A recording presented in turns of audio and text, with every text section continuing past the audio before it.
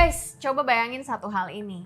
Lo adalah marketer sebuah perusahaan furniture yang mana di tiap materi promosi lo itu selalu ngedepanin keunggulan produk dan diskon yang nggak pernah ada habisnya. Pertanyaan gue, kira-kira bisa nggak ya suatu hari nanti lo menyaingi posisinya IKEA? Well, tentunya jawaban lo bakal debatable banget. Tapi lo mesti tahu satu hal, IKEA bisa sampai ada di posisi mereka saat ini bukan cuma karena mereka jualan produk, fitur, atau harga, tapi mereka jualan status dan identitas. Well, berkaitan sama status dan identitas yang tadi gue mention, ini tuh sejalan banget sama apa yang pernah dibahas sama ekonom satu ini lewat sebuah artikel yang ditulisnya di tahun 1950-an soal consumers demand and their desire. Di situ, Leibenstein bilang, demand konsumen itu tuh pada dasarnya emang bukan cuma bisa tercipta karena ada produk yang berhasil ngejawab kebutuhannya, tapi bisa juga karena emang ada produk yang berhasil ngejawab desire-nya mereka. Maksudnya apa? Jadi gini, masih di artikel yang sama, Leibenstein itu ada ngenalin 3 konsep soal desire. Pertama, konsep the bandwagon effect. Ketika suatu produk banyak dibeli dan dipakai, maka timbullah desire orang-orang buat ya ikut-ikutan. Biar apa? Biar kelihatan jadi si paling trendy. Kedua, ada yang namanya konsep the snob effect. Berkebalikan dari the bandwagon effect tadi, ini adalah kondisi di mana pas ada produk yang udah kebanyakan dibeli dan dipakai, maka orang-orang tuh justru jadi punya desire buat tampil eksklusif dan stand out from the crowd. Istilahnya mah kayak pick me gitu kali ya. Nah, yang ketiga, ada yang namanya konsep the Veblen effect. Beda lagi dari 2 konsep tadi, ini adalah konsep ketika ada demand yang tercipta justru dari desire orang-orang buat pamerin kekayaan alias nunjukin status sosialnya mereka. Desire ini juga nih yang bikin luxury brands tetap laku-laku aja walau harganya tuh ya nggak masuk akal. Menariknya, seiring perkembangan zaman, desire orang pun sebenarnya jadi macem-macem banget gitu sih. Gak lagi cuma sebatas 3 konsep tadi, tapi ada juga desire-desire lain yang lebih spesifik. Misalnya, desire buat dilihat sebagai si paling estetik, si paling pinter, si paling SJW, si paling artsy, si paling indie, atau bahkan si paling sustainable. Nah, berkaitan sama semua penjelasan gue barusan, pertanyaan gue jadinya cuma satu sih. Ketika lo udah tahu kalau orang tuh sebenarnya punya desire-desire tertentu, apakah brand lo udah bisa dan mampu ngejawab desire tersebut? Apakah lo udah bisa jadi brand yang ngasih status dan identitas tertentu? Eits, tapi tahan dulu di situ karena ada baiknya sebelum lo jawab pertanyaan gue barusan, lo tonton dulu deh video ini sampai kelar. Oke? Let's go!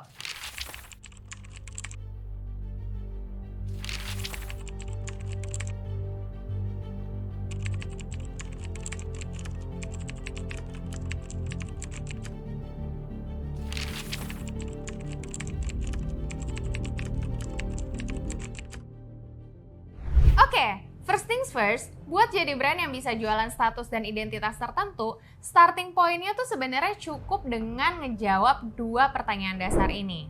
1. Apa sih status atau identitas yang pengen dan memungkinkan buat lo lekatkan ke brand lo? 2. Apa sih sebetulnya desire konsumen lo? Like I said earlier, desire-nya konsumen itu bisa macem-macem banget ya. So, coba deh lo cari tahu dulu dan identify dengan baik. Setelahnya, yang perlu lo pastiin adalah apakah jawaban dari 2 pertanyaan tadi udah beneran sejalan alias align satu sama lain. Bagaimanapun nih ya, lo tuh perlu aware kalau simbol status yang kuat adalah yang beneran bisa ngejawab desire dari konsumennya. Ambil contoh Patagonia. Sebagai brand produk-produk outdoor, Patagonia ini tuh udah dari lama berusaha ngebangun statusnya sebagai brand yang jadi simbol aktivisme lingkungan dan sustainability. Pilihan simbol statusnya ya cocok. Outdoor brand ya korelasinya emang gak jauh-jauh dong dari soal lingkungan. Nah, on the other hand, konsumen Patagonia, terutama generasi milenial dan Gen Z yang adalah pencinta outdoor activities, ternyata juga punya desire tertentu. Mereka bukanlah orang-orang yang cuma nyari jaket bagus dan durable, tapi mereka pengen beli identitas, sebagai si paling sustainable dan peduli lingkungan. In this case, pilihan status yang diambil Patagonia jadi match banget tuh sama desire audiensnya. Bahkan, saking matchnya, gue malah jadi nggak kebayang sih kalau seandainya dulu Patagonia itu milih buat jadi brand yang fun dan cheerful, kira-kira brandingannya bakal works juga nggak ya sampai sekarang? What do you think? Oke, sebelum gue lanjut, gue pengen nanya dulu deh. Lo tuh udah pernah denger belum sih cerita soal rebranding kentang yang legendaris banget di Prusia? Jadi nih ya, Alkisah di kerajaan Prusia abad ke-18, sang raja yang bernama Frederick the Great pernah nerapin strategi branding yang menurut gue oke banget sih. Jadi, waktu itu tuh kerajaan ini lagi ngadepin ancaman kelaparan. Nah, si raja ini pun kepikiran satu solusi, yakni ngajak rakyatnya rame-rame makan kentang. Sayangnya, rakyat menolak guys. Mereka mikir kalau kentang itu udahlah baunya aneh, rasanya hambar, ibaratnya tuh ya, kentang tuh kayak makanan kelas rendahan gitu deh. Dan lo tahu apa yang dilakuin si raja? Yap, dia berpikir. First, dia mikir, oke, kayaknya desire rakyat gue ini adalah makan makanan berkelas. Dan dia mikir lagi, kalau rakyat gue ini maunya makanan yang berkelas, artinya gue tuh harus nyulap si kentang ini buat jadi makanan yang berkelas juga.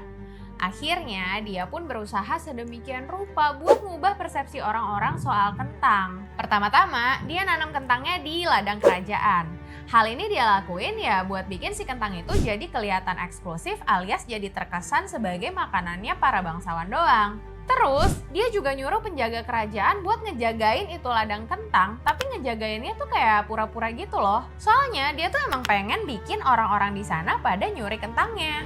Hasilnya, rakyat mulai curiga guys. Kalau kentang ini dijagain segitunya, artinya, wah, ini tuh emang makanan mahal ya, dan berharga banget ya. Akhirnya bener aja tuh, orang-orang mulai nyuri kentangnya dan ditanam sendiri di ladang mereka. Nah, di sini usaha raja buat ngubah persepsi orang-orang terhadap kentang bisa dibilang ya works parah. Bahkan brilian. Bayangin aja, cuma dalam waktu beberapa dekade, kentang bukan lagi cuma jadi makanan pokok di Prusia, tapi juga di seluruh Eropa. Well, simpelnya, begitulah cara building the perception bekerja. Ketika lo udah mutusin buat melekatkan status tertentu ke brand lo, maka PR besarnya adalah mikirin strateginya. Apa sih yang perlu lo lakukan supaya konsumen lo bisa beneran mempersepsikan brand lo persis kayak apa yang lo mau? Paling possible sih ya, lo bisa berangkat dari perspektif marketing mix 4P.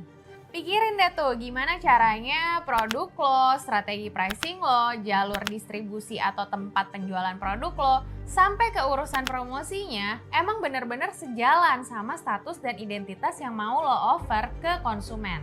Contoh sederhananya nih, ya kalau lo mau brand lo dikenal sebagai brand yang bikin orang jadi si paling artsy, ya lo jualannya jangan di mall. Tapi collab aja sama tempat-tempat yang jadi base camp-nya anak-anak nyeni. Sounds easy peasy, right? Nah, kalau step yang satu ini emang mainannya udah makin next level lagi sih. Contohnya tuh ya kayak Harley Davidson. Selama bertahun-tahun, mereka nggak cuma berhasil ngebangun status sebagai brand yang bukan buat semua orang, tapi mereka juga berhasil ngejagain status tersebut dengan ngebangun tribe. So, walau harganya mahal banget, orang tetap rela beli. Demand-nya ada karena orang punya desire buat ngerasain jadi bagian dari tribe dan budayanya Harley. Well, what I'm trying to say is, lo boleh aja udah ngerancang strategi-strategi tertentu buat ngebangun persepsi soal brand lo. Tapi bisa jadi itu aja pun belum cukup, karena somehow menjadi bagian dari suatu komunitas tertentu, itu ya bisa jadi satu status juga. So, if it's even possible, pikirin deh gimana caranya lo bisa ngebangun tribe atau minimal komunitas yang solid. Paling simple sih ya, lo bisa mulai kumpulin konsumen setia lo di banyak kota dan ajak mereka terlibat ke dalam aktivitas brand lo secara eksklusif. Lo juga bisa tuh bikin event terbatas dengan experience yang juga spesial, eksklusif buat konsumen lo doang. Next, lo inget gak sih sama produk satu ini? Yap, sekitar tahun 2010-an kali ya. BlackBerry tuh emang berhasil banget kan ngejual status kekinian dan eksklusivitas berkat fitur BBM-nya. Tapi sayang, mereka terlalu nyaman dan nggak bikin inovasi lagi. So, ketika Apple dan Android hadir ngebawa sesuatu yang lebih fresh, BlackBerry story is just history, guys. So, step lain yang nggak kalah penting dari ngebangun brand sebagai simbol status adalah ya just keep evolving. Lo harus pikirin gimana caranya status dan identitas yang brand lo tawarin itu bisa tetap relevan dan terus diinginkan sepanjang-panjangnya zaman. Contohnya aja Nike deh. Demi pertahanin statusnya sebagai brand yang bikin konsumen jadi si paling push the limits, Nike itu ya nggak stop berinovasi. Mereka terus dengerin market, terus adaptasi, terus bikin produk dengan teknologi terkini, dan ya terus berusaha relevan. One thing that I'm aware of, secara teori, semua yang gue jelasin tadi mungkin terdengar gampang. Tapi ngejalaninnya, ya belum tentu gampang. Cuma ya kalau kata Adidas kan ya impossible is nothing. Jadi ya cobain aja dulu. Lagian tambahan dikit aja nih, lo perlu paham juga. Gak semua simbol status itu harus soal kemewahan atau soal eksklusivitas aja. Misalnya aja IKEA.